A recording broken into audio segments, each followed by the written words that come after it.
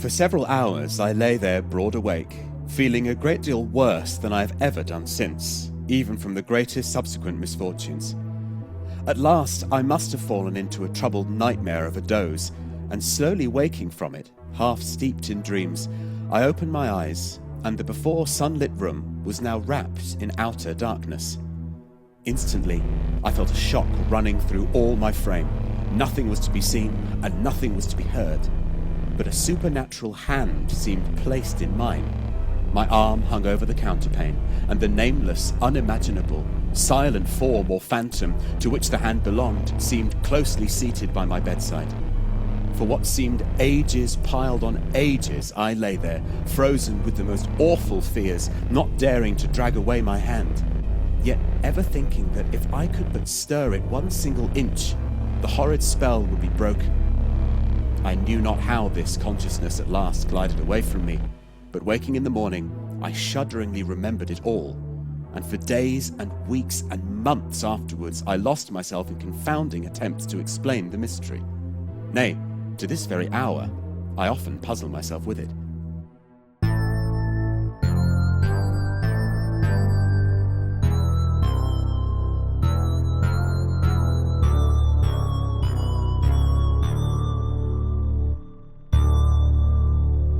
I don't think we've spoken about the fact that you have a cat before on the pod.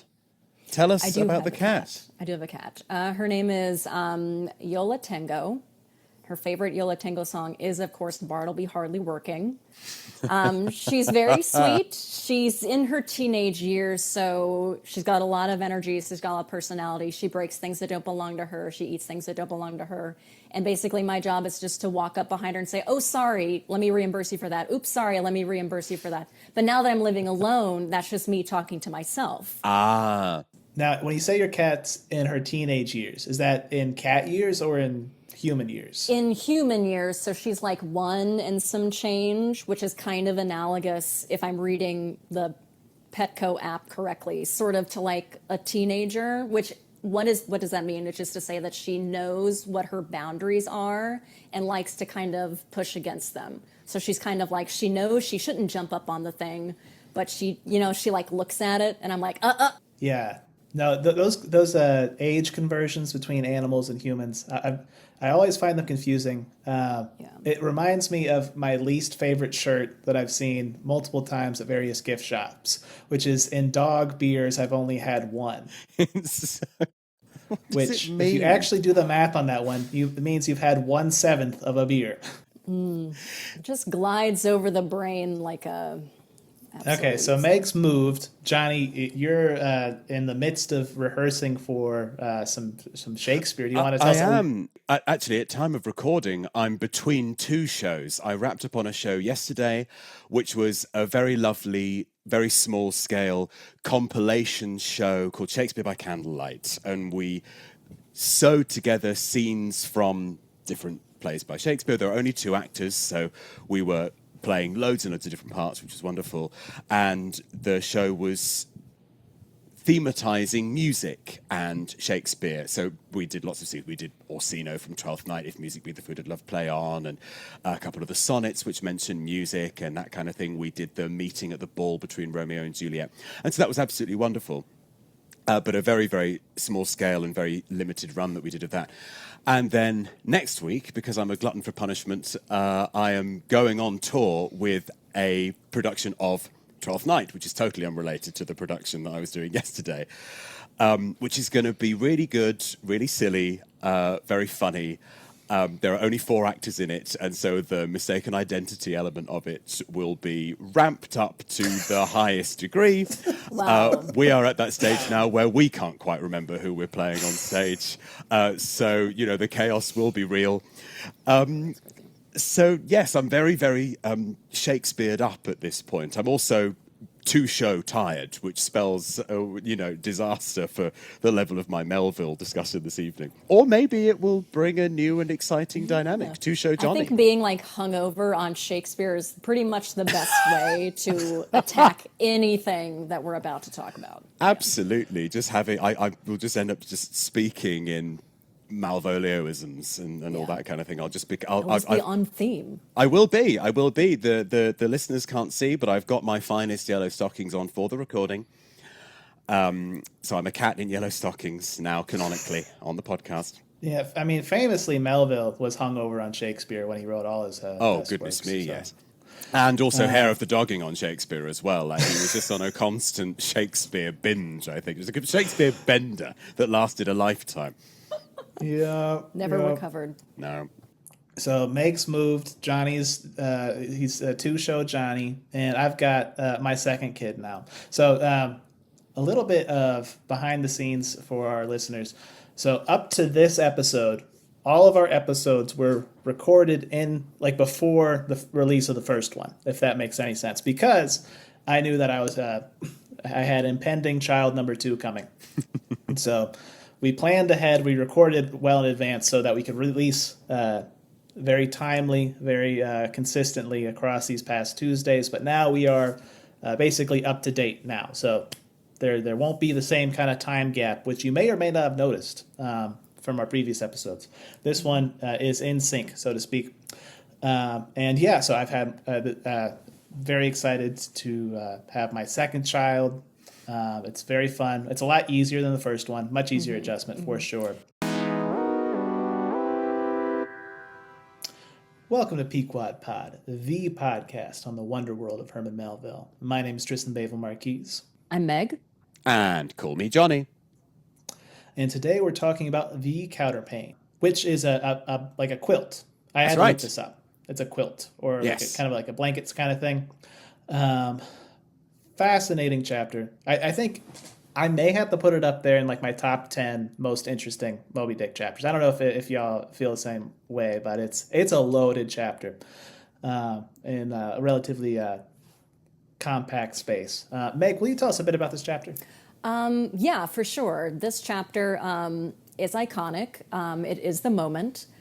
It's basically in this chapter, Queequeg and Ishmael get up, get dressed, and go downstairs.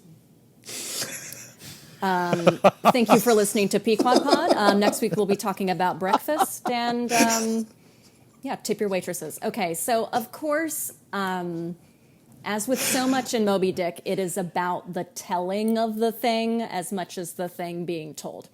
And in the Counterpane, Ishmael relays the story of waking up and then Queequeg next to him waking up and then watching Queequeg get dressed and go out the door by way of a number of really extraordinary passages that are both, A, some of the most famous in American lit, and B, genuinely fascinating, lovely, and dense for us to read today. So we open in one of the most well-known episodes of the whole book. The chapter begins with Ishmael waking up to find that as they have slept, Queequeg has draped his arm over him in a most loving and affectionate manner. You had almost thought I had been his wife, which is that is interesting. The verbal construction is interesting. We're going to get into it, so don't worry about that. Then Ishmael attempts to explain a seemingly inexplicable feeling that this embrace invokes in him by way of an anecdote from his childhood about waking up to find a figure holding his hand as he's kind of frozen in bed. He says basically, minus the stark terror, it was just like that. So we get another moment of strange trying to interpret the present by way of another story. And then Queequeg wakes up and gets dressed, notably from the hat down. He shaves with his harpoon in not the first and definitely not the last instance of him being the coolest guy ever. And then he cheerfully kind of goes out the door to go get breakfast. Throughout watching him, Ishmael is doing his best to infer Queequeg's, the way he communicates to Ishmael and sort of what he can infer of his inner feelings. Notably in a much more competent and compassionate way than he was able to only 12 hours previous.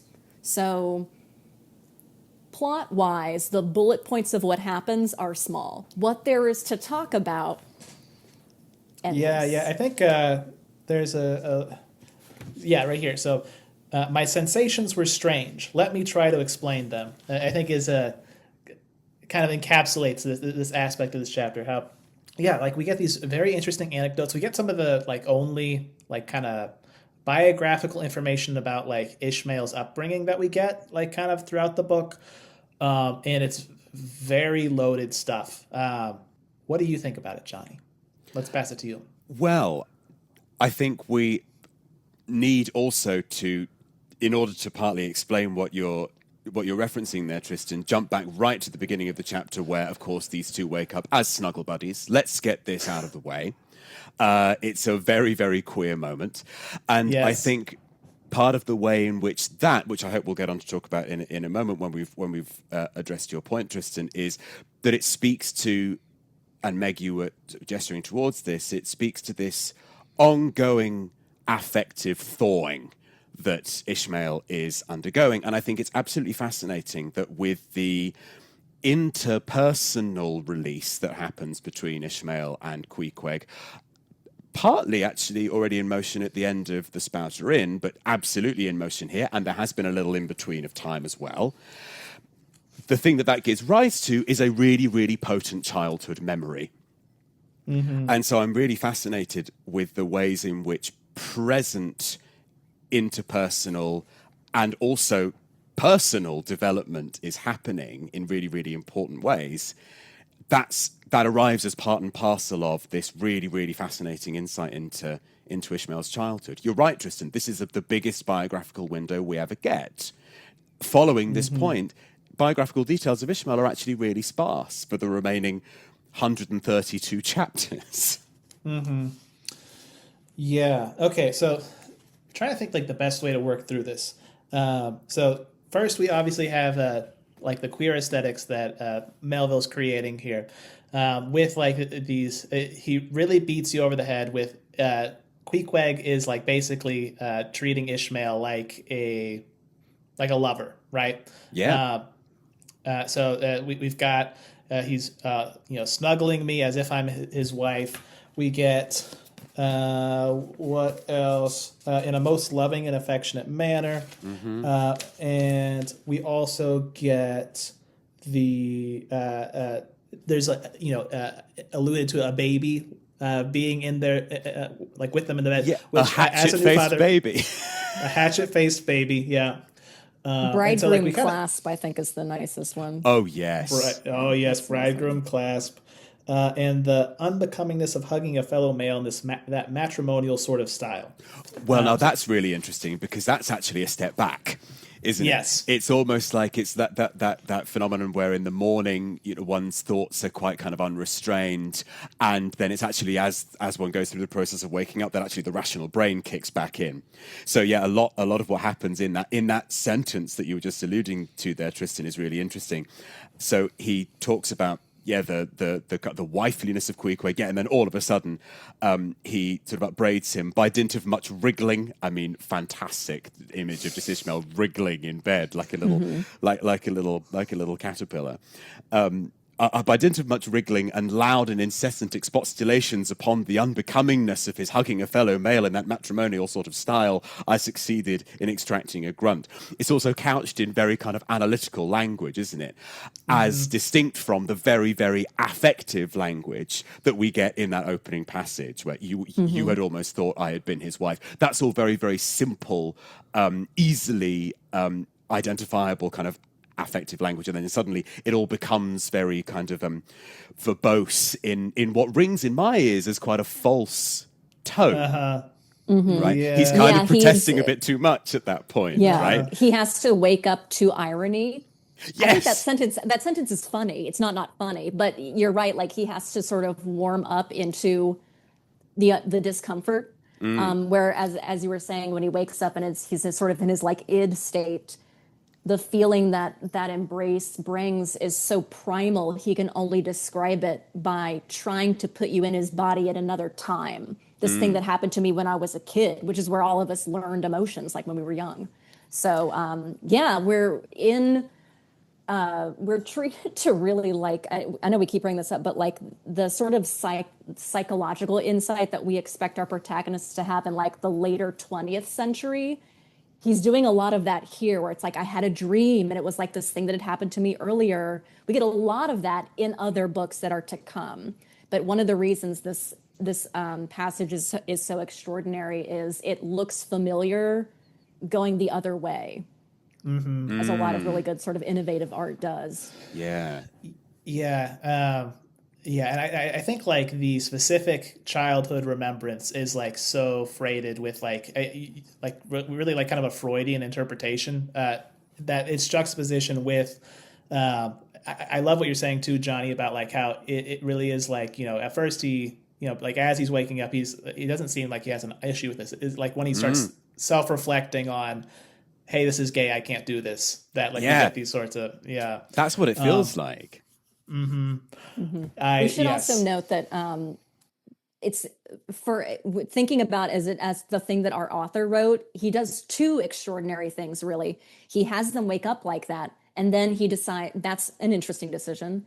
And he has this reaction that we've described, which is not some sort of horrible like 2003 college movie where they go, oh my God, and they like ratchet apart like magnets and like hit the wall with how fast they're running away from each other. Both of those decisions that he makes are extraordinary for a piece of the time. So that's two really interesting decisions he didn't have to make. It's a wild thing to think that the stuff in the chapter just before when they get into bed together was not like a one-off, not like an anomaly, but instead he said, and I am continuing this thing. We could have cut to we're at breakfast, but instead we took the time we wake up. And in fact, we wake up so slowly that we kind of leave real time and go even more slowly. Yeah. It speaks to what you were saying in your summary, Meg, that plot-wise, not a great deal happens here. And I think it's probably fair to say that this is the first chapter where interiority is the dominant focus rather than the movement forward of narrative. Of course, there's interiority and kind of introspection in the chapters that we've been looking at up to this point, but this is where it is front and center, almost to the cost of narrative forward motion. And I think any listeners approaching Moby-Dick for the first time probably ought to strap in for that to be something that isn't just limited to this chapter. Yeah, if anything, the narrative goes backwards, right? Yes, it does. Spoiler alert. We're going to see more. Obviously, we're going into a completely homosocial environment when we get on the ship. This is obviously sort of like a trope or like an interaction that just sort of like is an itch in his brain. And you could, I think it's important to remember that he puts his characters into that on purpose rather than, oh, they're on a ship. Well, I guess now I have to talk about, it's like, no, they're going to be on a ship. I'm going to write a novel where there are 30 men or whatever on a boat. That was done on purpose. So obviously this is a thing that interests him, and we'll see other things later on that we can compare it back to. But yeah, for now, thinking of coming off of the chapter that it's coming off of, we get a whole thing where Jonny was just saying where it's Ishmael's interiority, and he's starting to be curious about Queequeg's interiority. He's starting to try to make predictions. He's starting to try to make inferences. You would do this with any person that you were probably spending the night in like a hotel with, in like a not sexy way. But our author has decided to say, by the way, it was like he's my husband. All of that is done on purpose. I think sometimes I definitely know like student reading you can forget that things were done purposefully, and then you kind of treat things as like accidents, but it's all done on purpose. We talked last episode about how Ishmael will use Queequeg's body as a way of treat his body as like kind of a body of knowledge or a way of understanding the world.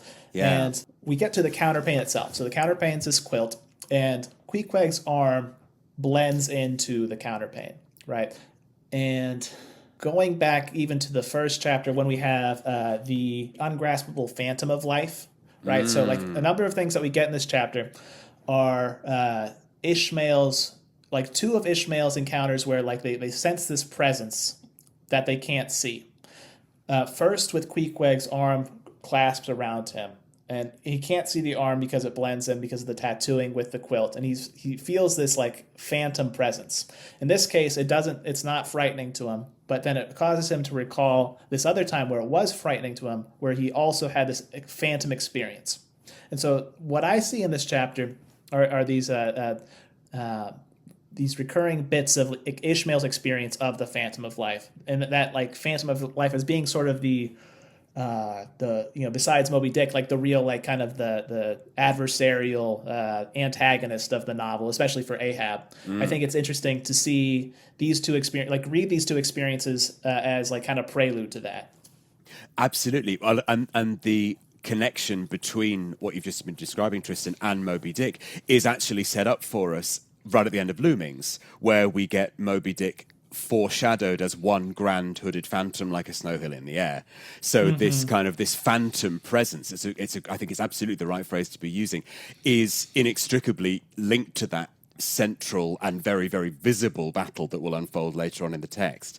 So like we've been saying, none of this is by design, and the interior and exterior battles, if that's what we want to call them, are absolutely made to be two sides of the same coin. Might not even be the phrase that sets them close enough, but hopefully, for want of a better phrase from my Shakespeare-addled brain, that's what I'm going to say. Yeah, so moving on a little bit more. So we get my sensations were strange. Let me try to explain them. And we get this, what I think is, again, like one of the most fascinating passages, is this, is Ishmael thinking about his childhood and thinking about this one particular experience from his childhood. Meg, what do you see in this? What do you make of this interesting childhood memory? This is so fun. I think I have to imagine that this experience almost had to have happened to Melville. It's so specific. Let's look at it. Okay, first of all, I think it's fascinating that it's a stepmother and not a mother. That's a choice. I think it's cute. He was trying to crawl up the chimney like he had seen a little sweep do a few days previous. Yeah. Chimney sweeps, of course, would have been his age. He's cosplaying as a chimney sweep. Yeah, he was like, I want to do that. So they don't sweep their own chimney. She sends him to bed early. I like the sort of irony of the line, but she was the best and most conscientious of stepmothers, and back I had to go to my room. This is, as if you've said, the most of Ishmael's background that we learn, so we have to start making sort of like implications of, again, he's like kicked out. He can hear the happy voices on the jolly voices on the other side of the thing. But I feel like, this weird description of this terrible, frightening sort of thing that happens to him, he had to have heard from, like, I don't know if he can have come up with this. I shouldn't say that. It feels like something that happened to our author. And he was like, I can use this as an example of this weird feeling that I'm going to project onto my protagonist as I try to explain one feeling away by another anecdote. Yeah. So have either of y'all read I and My Chimney? No, but it sounds fascinating. So this is one of Melville's short stories. So I read it for the first time today in preparation for this episode. And it's very fascinating to read that short story. So that was 1856, I believe, when that was published. So this is 1851 when Moby-Dick's published. And I and My Chimney is about kind of the protagonist reads kind of like an elderly Ishmael almost. But like another sort of elderly, like it feels like Melville inhabiting a character in a similar sort of way that Ishmael kind of feels like that compared to some of other of Melville's protagonists. But specifically that short story is about the protagonist is this old man who has this great chimney in his house that he loves, and he loves smoking by it. But his wife and his daughters are constantly nagging about how he should tear down this chimney so that it can build like a great hall instead. But it's his like fierce determination to like preserve this chimney. And that short story specifically is very often like the chimney is another one of these accessible phallic images, I would say. And I think it's very interesting that both in this this crucial childhood memory for Ishmael and for this whole short story he writes, like their characters have this like kind of fascination with the chimney, and specifically like what he remembers in our chapter, The Counterpane, about this encounter with the chimney. So he's crawling up the chimney. And then his stepmother, but then we also get that ambiguity again. So he both says stepmother and mother. My stepmother, who somehow or other was all the time whipping me or sending me to bed supperless, my mother dragged me by the legs out of the chimney. And that to me is a very interesting image too. To me, that like is evocative of like childbirth, almost being like pulled out of this almost womb-like thing. In this case, by the legs, which having just had a baby, you want to avoid that. But like, it's the breech position, isn't it? Yeah, I think Melville's got some sort of fascination with the chimneys, and I do think, Meg, you're right. This seems like it must have some kind of relation to Melville, like himself. If this is such a recurring, theme I have no way of fact checking this, but I would put money down that he had some sort of like waking dream, and he was like, just going to wait to put this in a story, and then he engineered the perfect place to put in this this crazy, insane thing that happened to him. Have either of y'all, Jonny or Meg, experienced sleep paralysis before? No, I haven't. No. So I have had an instance of sleep paralysis, and I absolutely. So I think it is probably likely that Melville experienced. I don't think they would have called it sleep paralysis then, but the word nightmare actually specifically used to mean like this kind of encounter, like specifically as opposed to like what we now think was a nightmare. But what sleep paralysis is, if you don't know, scientifically, there's actually not that much. It's not like that well understood of a phenomenon. But like kind of what the best guess is that like when you're asleep, your body is effectively paralyzed, so you don't act out your dreams and like do something like that might hurt you, right? So your body's paralyzed. Now, if your mind wakes up before your body is like unparalyzed, that's what is thought causes this sensation. But because I think it's interesting, and I will relate my experience of sleep paralysis to y'all. So I wake up, and very specifically, like I know I'm awake, right? But my initial feeling is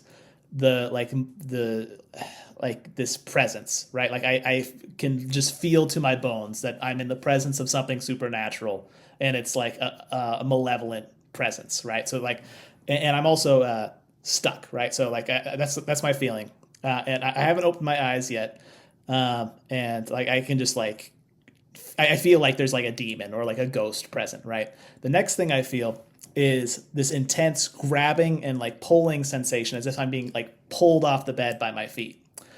The next thing I feel is as if like those same hands instead go up and start like strangling my neck.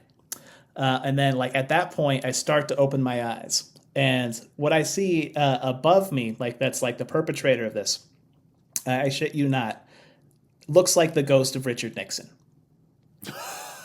That is not where God. I thought that was going to end up. That's the scariest thing you could ever see. Getting grabbed by the ankles by Nixon. Yeah, so because you published those papers. Are you Ben Bradley? So specifically, like there's a one second. I'm just gonna like peer over here, because I forget the author's name off the top of my head, but I got it right here.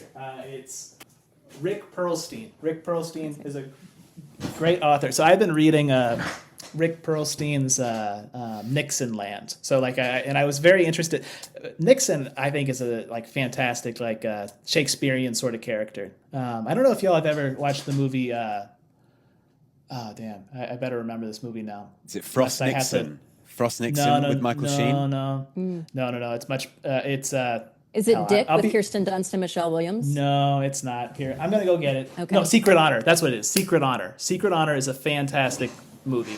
I think it originated as a stage play, but it's a one-man movie, and it's Richard Nixon after Watergate, like talking to himself. If you haven't seen it, I absolutely highly recommend Secret Honor. But at the time, I was a little bit obsessed with Nixon as this like very interesting character, and I think in a sense it's kind of ironic. I feel like we all in the United States are haunted by the ghost of Richard Nixon.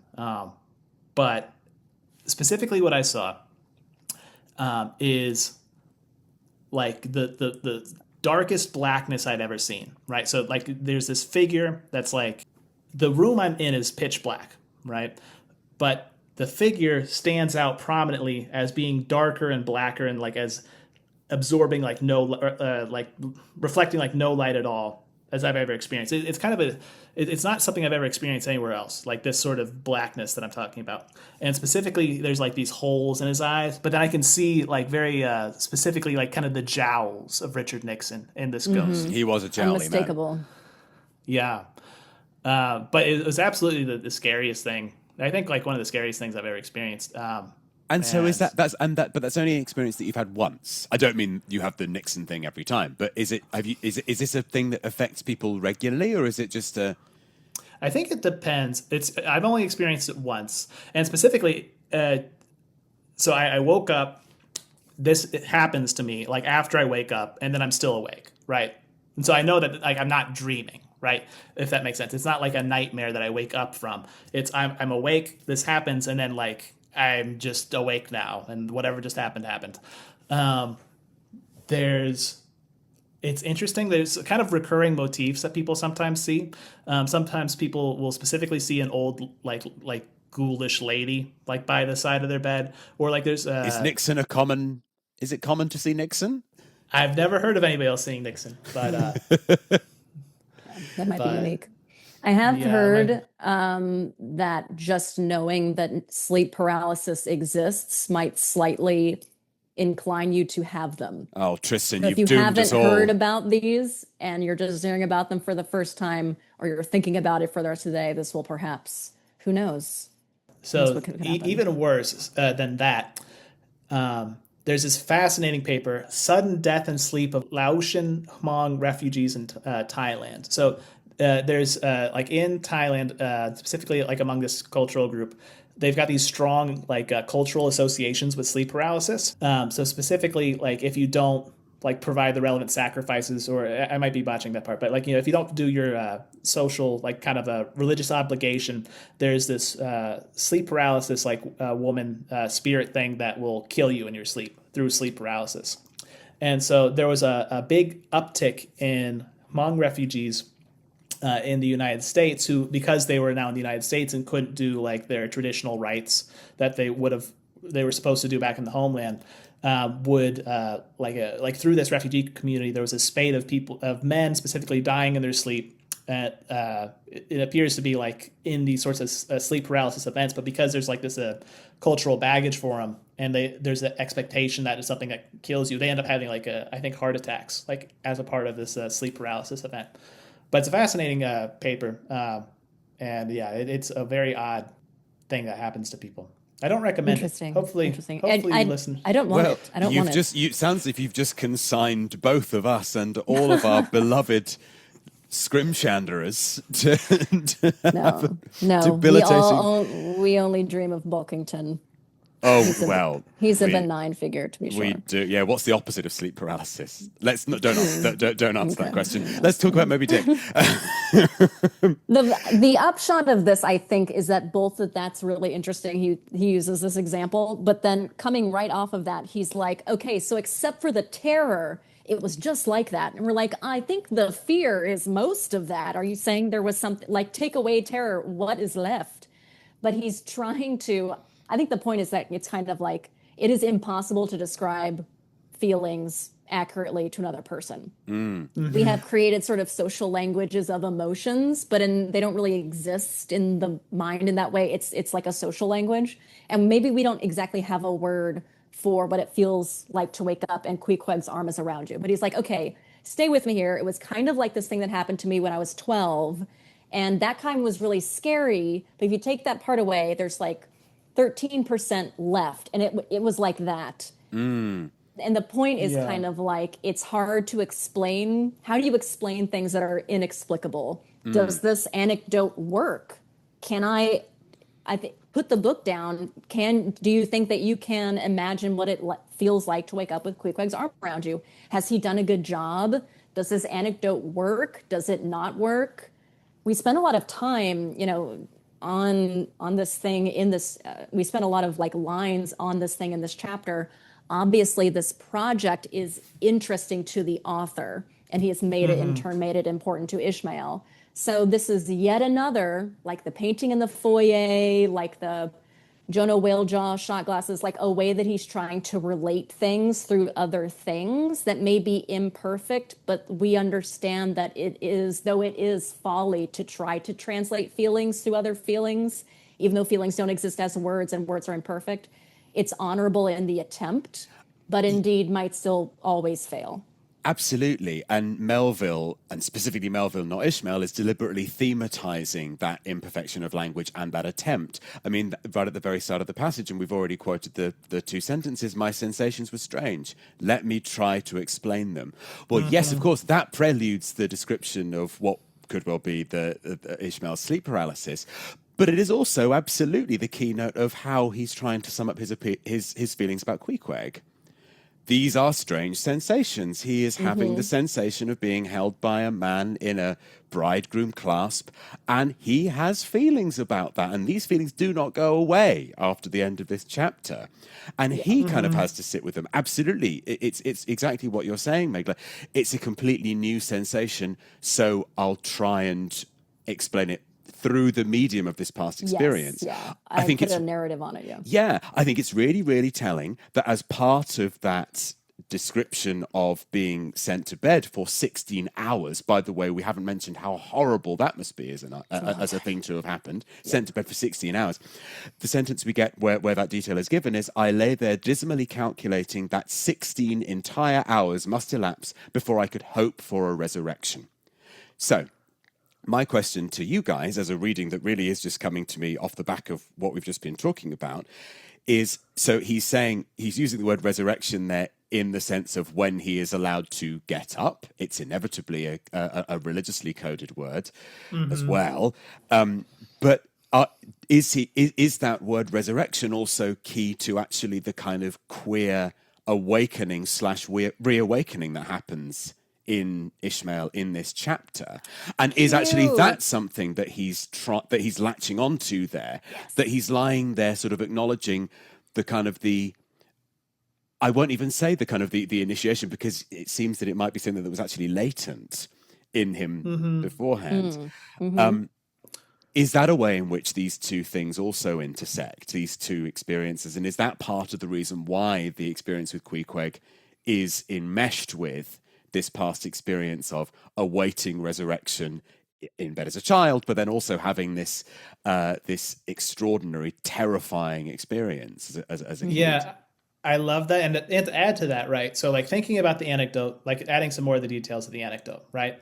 So Melville is attracted to this chimney, which we get in both this and then also in my I and My Chimney as a phallic image. He's attracted to the chimney, and then specifically his mother / stepmother. So, like, I think this dual use of mother and stepmother specifically is to alienate Ishmael's character from, like, this maternal figure, right?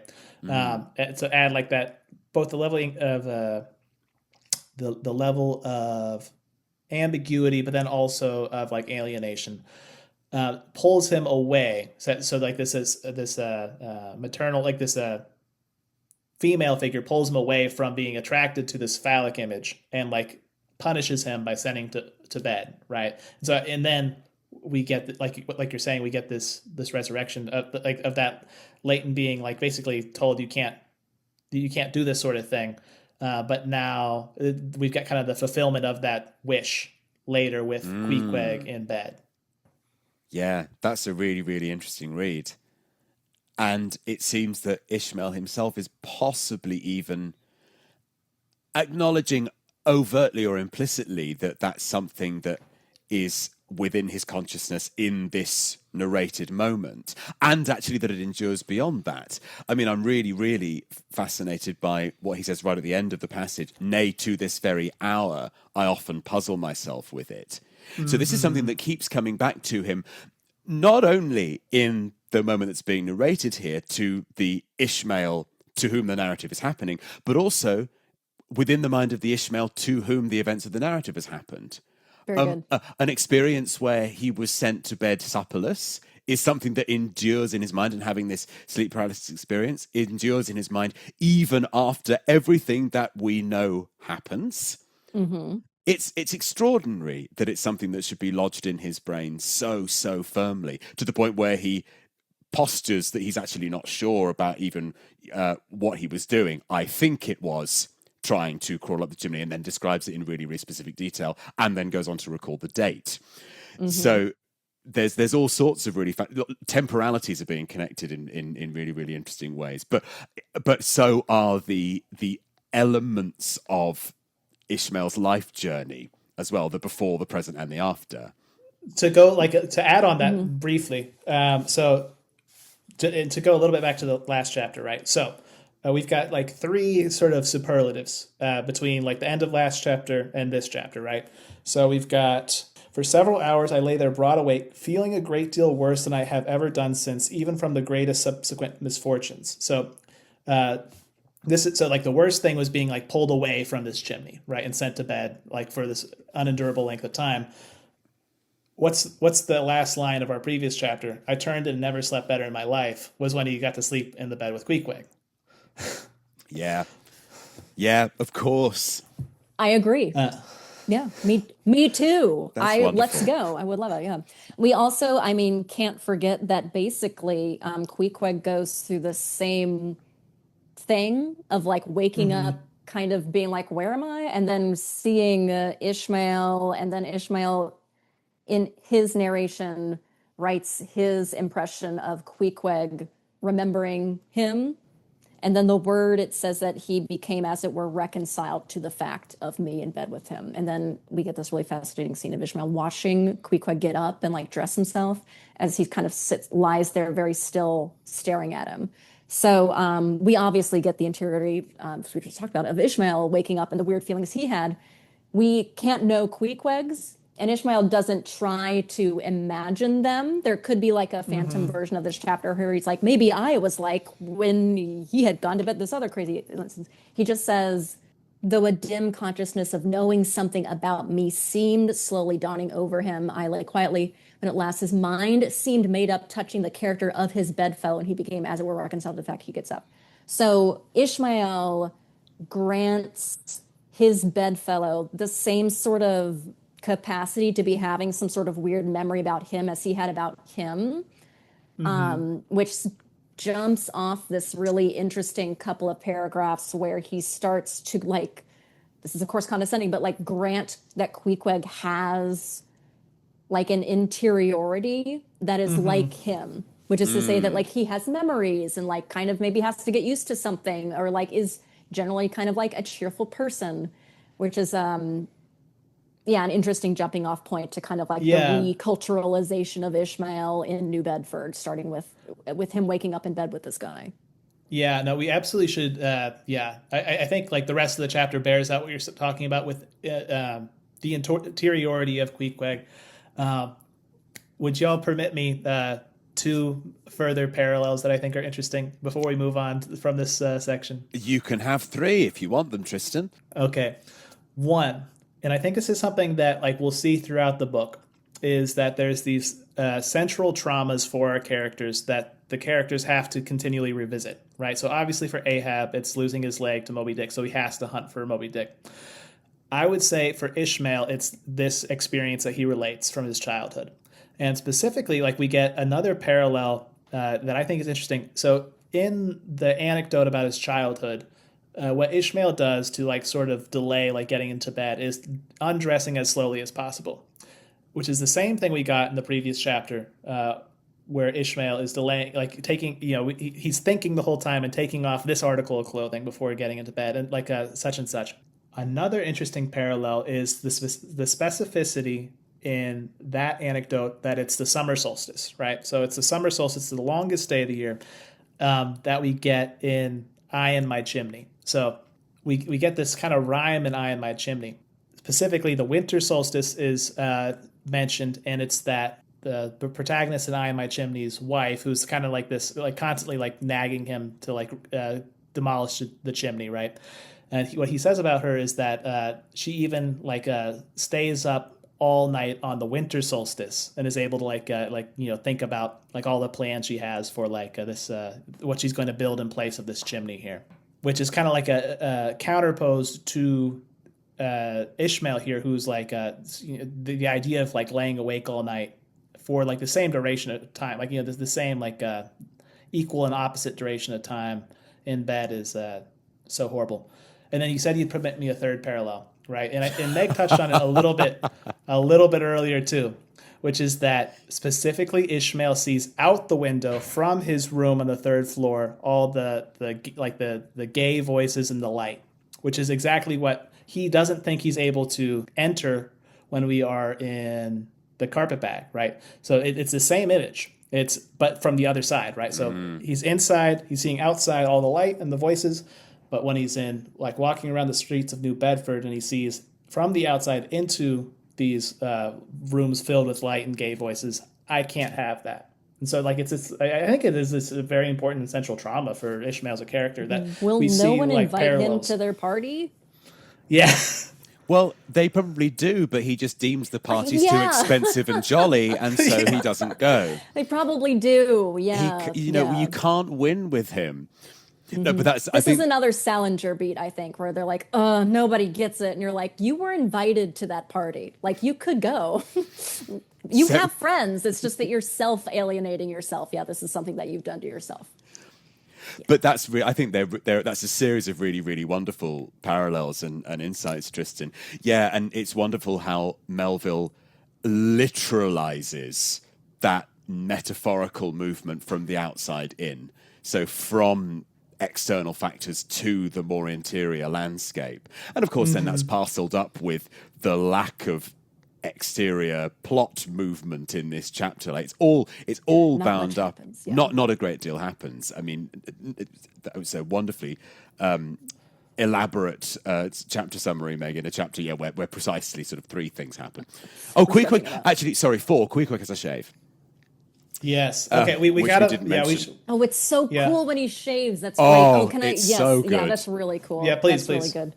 Well, we had spoken when, I think in both sections when we did, well, I guess the second one, when he goes and sees Queequeg's stuff because he's out of the room, he sees the harpoon. We talked for a long time about how intimate that is to him see that tool, and it's his, and like that's the job that he does, self-identifying, etc. What can we glean from this tool that might also be a symbol? We don't know this guy yet, so what can we see? So he's like, oh, is he going to shave? I was watching to see where he kept his razor, when lo and behold, he takes a harpoon from the bed corner, slips out the long wooden stalk, unsheathes the head, wets it a little on his boot, and striding up to the bit of mirror against the wall, begins a vigorous scraping, or rather harpooning, of his cheeks.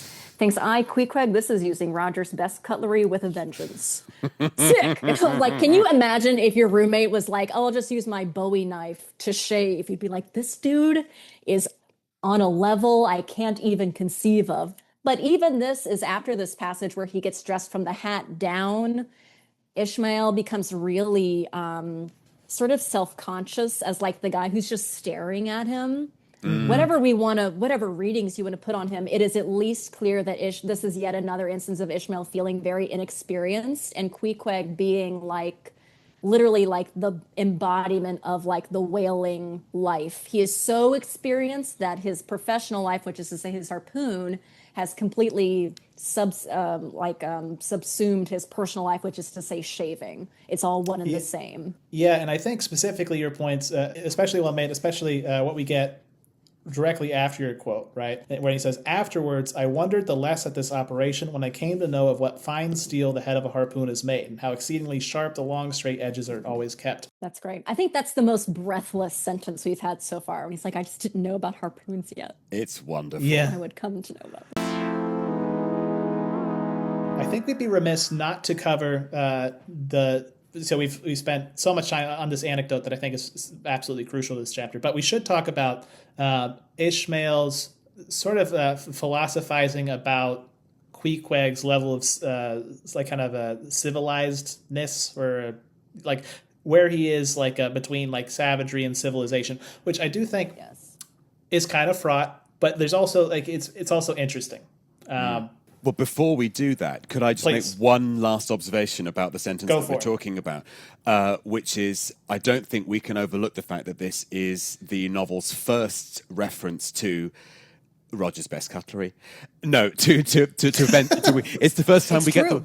It is. No, it's the first time we get the word vengeance used. And I like that. it's used, of course, in a very idiomatic way, something with a vengeance. In a couple of chapters' time, we will get a reference to Quakers with a vengeance, which is just another just wonderful Didn't know they idiomatic could do use that. of the Yep, phrase. there No, you go. indeed. But it's just brilliant that it just slips in under the radar. The Yes. thematic The book core. about vengeance. Yeah, exactly. And this and it just slides in a funny. reference Like to an Roger's idiom, best yeah. cutlery. Yeah, it's that's great. absolutely the design of this chapter within the context of everything that we've kind of been talking about centrifugally within the rest of the text is just incredible. But yes, we must absolutely talk about the presentation of Queequeg, actually, in that middle section of the chapter. Some of the most interesting sentences we've had so far are about that exact thing. I cannot... The caterpillar and the undergraduate. Yeah. Oh, it's like he can't stop himself once he comes up with like an interesting sort of metaphor. He's like, and like this, and like this, and like this. He has to riff on it. I mean, we might also want to mention that the caterpillar is another... It's a metamorphic creature. This is a chapter about rebirth, resurrection, being pulled from chimneys in a kind of breachy kind of way. So even that is a gorgeous choice, of image. The image of Queequeg shaking himself all over like a Newfoundland dog. Now, on the one hand, I have my issues with presenting a person of color as a dog, and I'm not going to try and rescue that per se. All I would say is that if you are going to compare any of your fellow human beings to a dog, a Newfoundland dog must be about the most wholesome creature ever to roam the earth.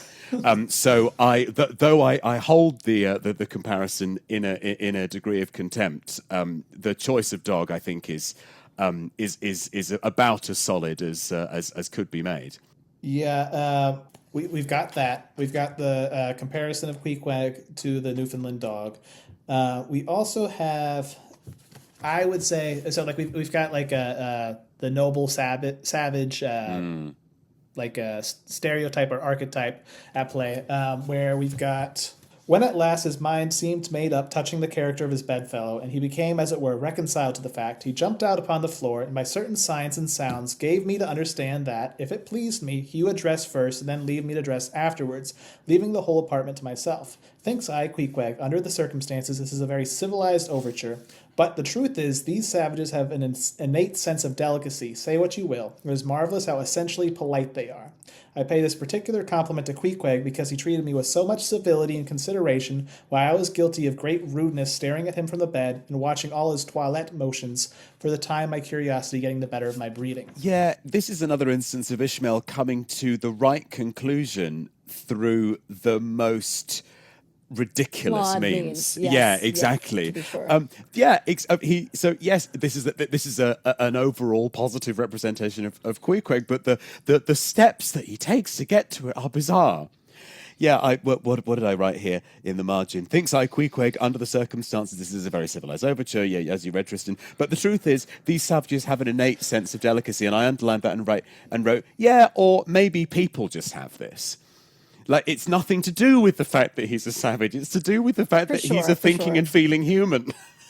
Yeah. I think it's interesting. I'm not sure. I think there are sometimes, like Jonny, you were saying earlier, where you can clearly see the storytelling Ishmael versus baby Ishmael. I'm not sure which one that is right now. I almost wonder if that was the one of the past who was like, you know what I mean? I don't know if that's right.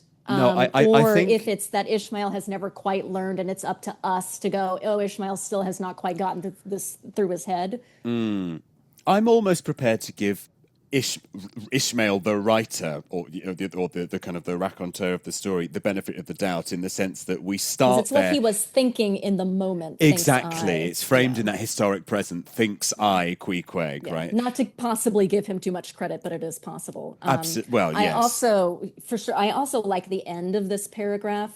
Nevertheless, a man like Queequeg, he's saying, why was I staring at him? Nevertheless, a man like Queequeg, you don't see every day, and his ways were well worth unusual regarding. And then we get a paragraph describing him. This reminds me of another great roommate text, which is A Study in Scarlet, which is when Watson describes living with Sherlock Holmes for the first time. We get kind of a montage of all of his weird habits. That's another great first-person narrator who's kind of like normal, describing his strange roommate. And you and I try to work together to get to the truth of that man through the weird things that he does. And Holmes is doing cocaine. Queequeg puts his hat on first. We all have our things. That's what I was going to say. Everyone would describe you in a strange way. Sherlock Holmes is a demonstrably weird character. Queequeg is a perfectly normal individual. Sure. Yeah, absolutely. So irrespective of when he puts his hat on.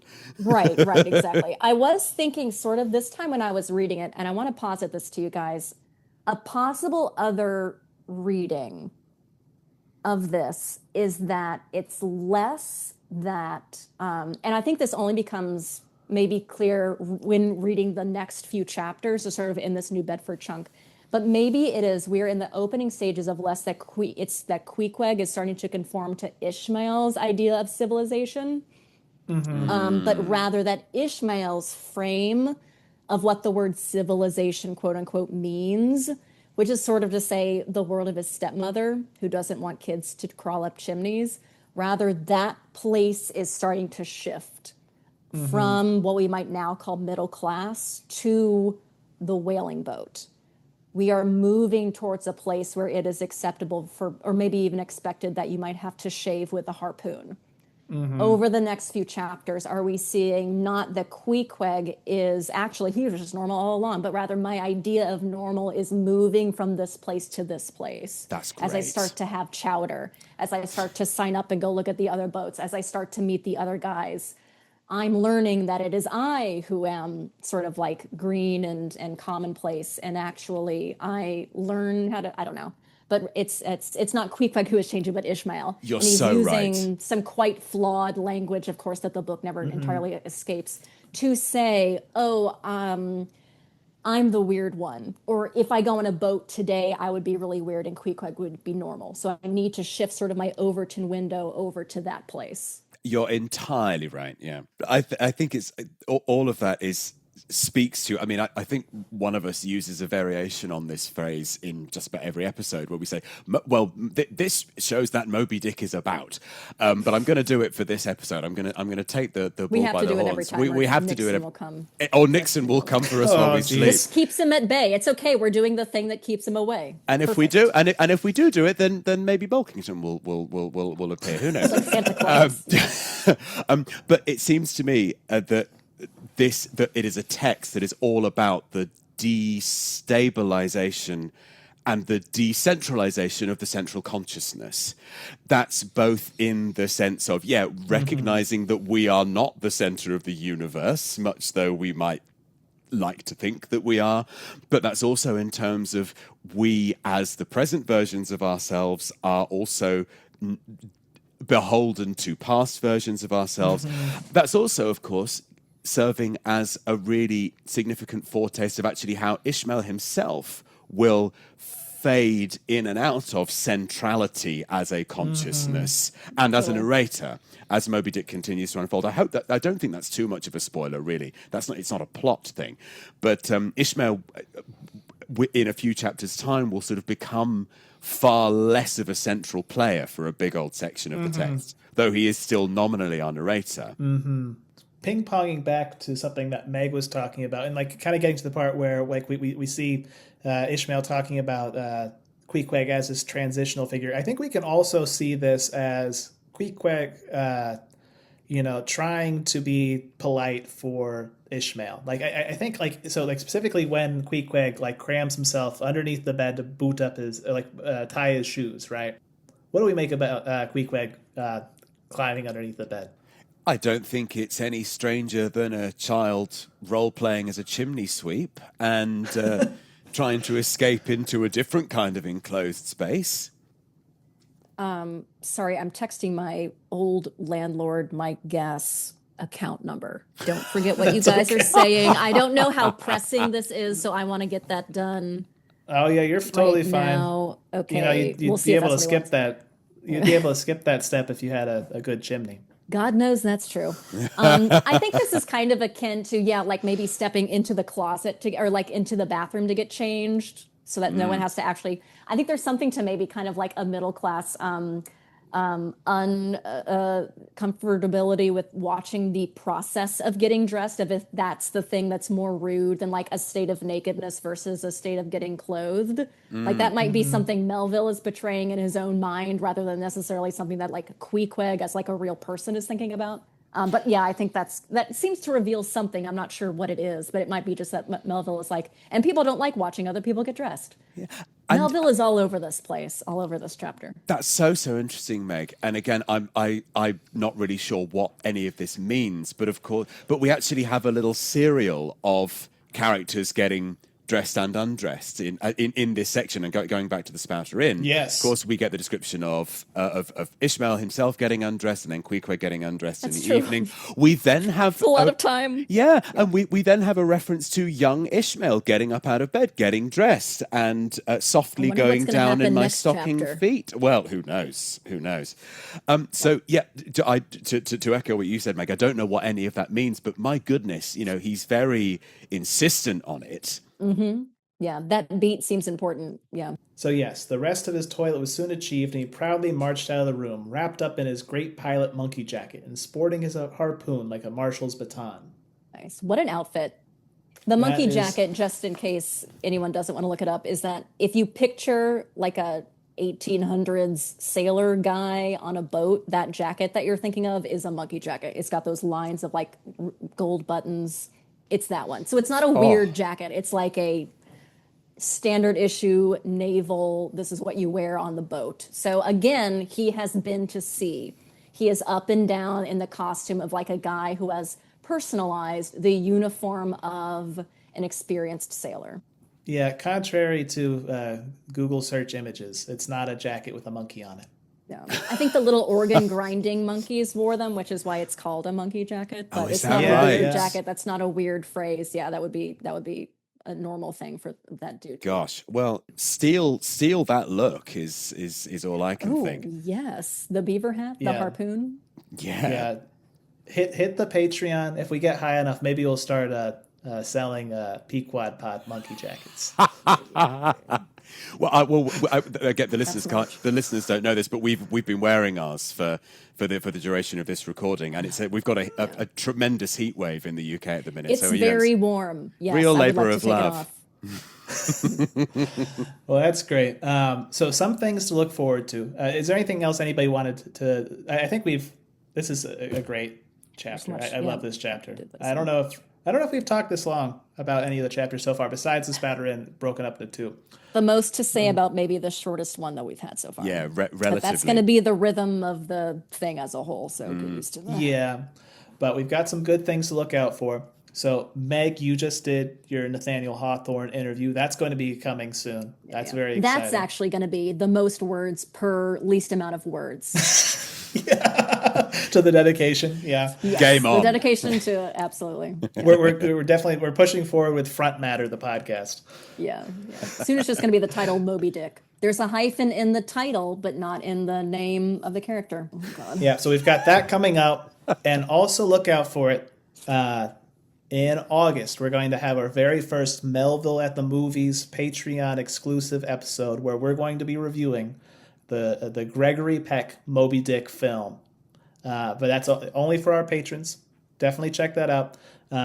Hit the patreon.com /. You've said this a number of times. What is it? Patreon.com /PequodPod. Is that correct, Jonny? Immaculately done, yes. But we're all very excited for those. The first, we've got it set up. The very first three of these bonus episodes. 1956 Moby-Dick with Gregory Peck. In the Heart of the Sea with Chris Hemsworth. And Pokemon with 2000. Many of our sparkling stars. Yeah. and Johnny's pick for Melville at the Movies, Pokemon 2000, which he'll explain to us, I'm sure. I'm sure we'll all get it once we watch it. I don't think any of our listeners require any level of explanation on that. I'm sure it's breathtakingly clear to all of them. That this is this Pokemon movie is it's very Melvillian. It's very Moby-Dick. Certainly it's very Ahab-esque. Well, this has been fun. We'll see you all next week, where you'll get to listen to Meg talk about Nathaniel Hawthorne with, you'll remind us who our special guest is, Meg. The Doctor, Mark Noble. Love it. All right, we'll catch you then. Buy Roger's Best Cutlery. You've been listening to the PequodPod with Tristan Bavol-Marques, Meg Fancher, and Jonny Wiles. Our music is by Lost in the Loop, with sound engineering by Lauren Ayton. The show's artwork is by Delaney Garrett, and Tristan is on the synths. We want to say a big thank you to all of our supporters on Patreon. You can join them over at patreon.com/PequodPod for bonus content and for opportunities to help us keep the show running in ship-shape condition. Ratings and reviews also really help us out, so if you enjoy the show, please do express your thoughts and metaphysical yearnings in the review section wherever you're listening to the show. Tell your friends, tell your foes, tell the white whale on whom you're monomaniacally urged to be revenged. It all helps.